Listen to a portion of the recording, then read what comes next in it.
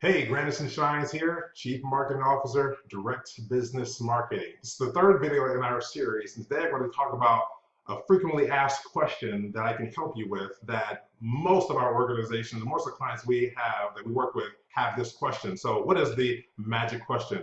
Frequently asked question number one is, how much should we allocate to our marketing budget? How much should we allocate to our marketing budget? Now, I'm going to give you a number, but it's not always this number all the time.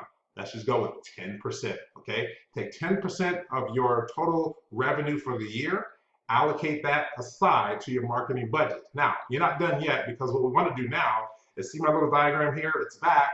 So generate, capture, store, nurture. What you want to do is tally up all the dollar amounts of which you're going to spend in the generate, the capture, the store, the nurture. Break that down, make sure it's broken down by a monthly budget, right? Okay. Now, then you want to, of course, multiply that times 12 to get the entire year budget. Now that you have, remember those 5 lead generating items, you have the capture, the store, and the nurture.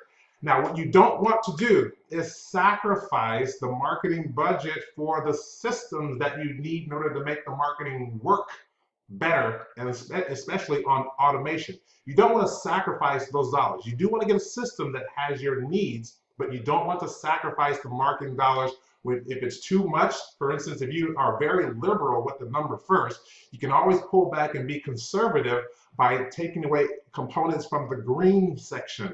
That's where most of your marketing budget is going to go, is generating leads, getting the information out there, because television can be very expensive. I'm telling you right now, it's gonna be way more expensive than your system. So you don't want to sacrifice the system. Maybe television, we can scale that back quite a bit. Maybe we can do radio. If we don't do radio, we can scale that back and do pay-per-click. Or maybe we can scale that back and do email campaign, because you should be building your list anyway. So making sure that we don't sacrifice the systems is gonna be very, very important. Do not, I'll say it again, don't sacrifice the systems portion of your marketing if the budget is out of alignment and where you need to be. So that's where we're going to start. Let's take 10% of your total year budget.